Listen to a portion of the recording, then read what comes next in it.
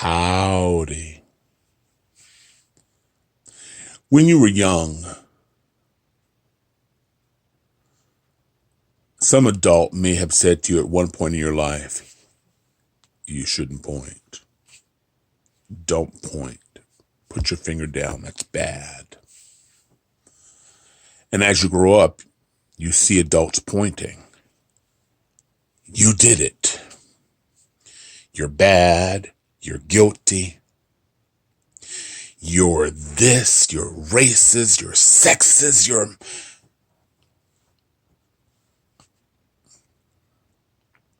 I try not, as a human being, to rush to judgments, as there are always two sides.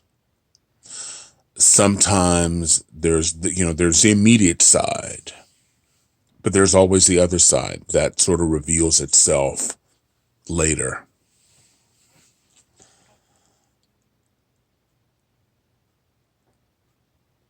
So I try not to run to judgment.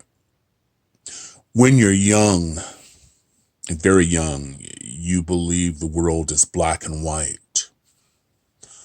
But as you grow older, you discover that, like my sweater, which is made of both colors, it's more gray. It's not clear cut.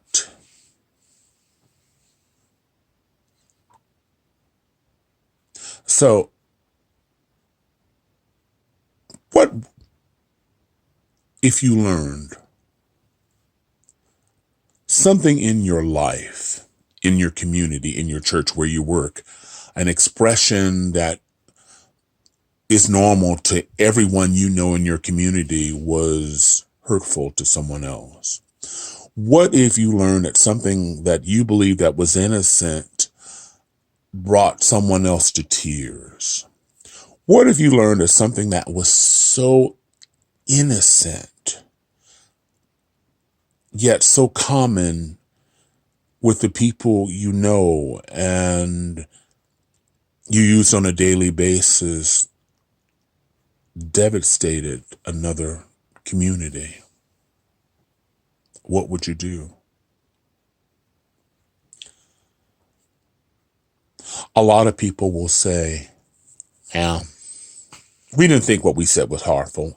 The problem with today's world is people are too sensitive. It's too PC. People need to be able to laugh. People need to get over it. And that's always okay when it's someone else. It never seems to be okay when it's you. It affects you or someone in your family or someone you know, someone you love. Then it's not okay. For generations, the Dr. Seuss books have brought joy to kids. The Cat in the Hat, Green Eggs and Ham were my favorites. I could read it over and over, the rhymes with the pictures. And there are many, many books. But the Seuss family realized, after looking and reviewing some of the books, not all of the books, that some of these books were offensive, hurtful, even racist. Now, of course, it's human nature to take a surface and run with it, like, I hear they're racist, and they're all racist. That's not the case here. They didn't remove the Cat in the Hat or Green Eggs and Ham. They didn't remove those. But there are other books they removed. This has been politicized. There's the right going, there's the left telling us to be too PC. Too PC. And then there's probably the rest of the world who's like, maybe I should take down these Dr. Seuss books. But a lot of those books weren't popular. And so it's not the entire library of Dr. Seuss. There are certain books that the family realized after many decades. I mean, these books, Dr. Seuss books goes back probably close to 100 years.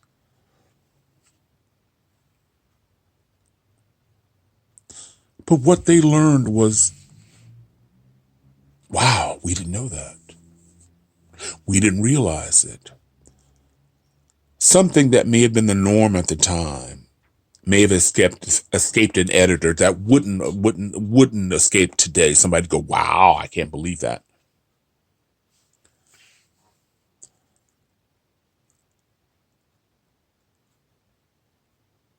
So what if you learned that what you did was racist? Something that your community, part of the norm, was racist.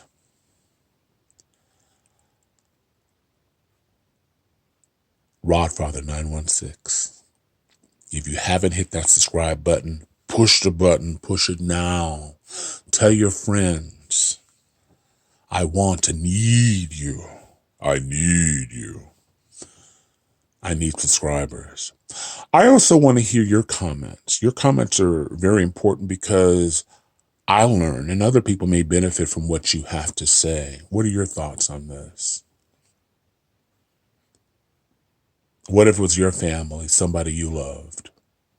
Did you change? What happened? I want to hear the comments, the good and the bad, people who disagree with me. That's how I believe I grow. Not by somebody saying you're wonderful, which I am, but you learn really from people who disagree. That's how you grow, and you go, oh yeah, maybe I could have done something better. So I want to hear from you. I really and truly do. Hit that subscribe, comment, share this with friends and see how they feel.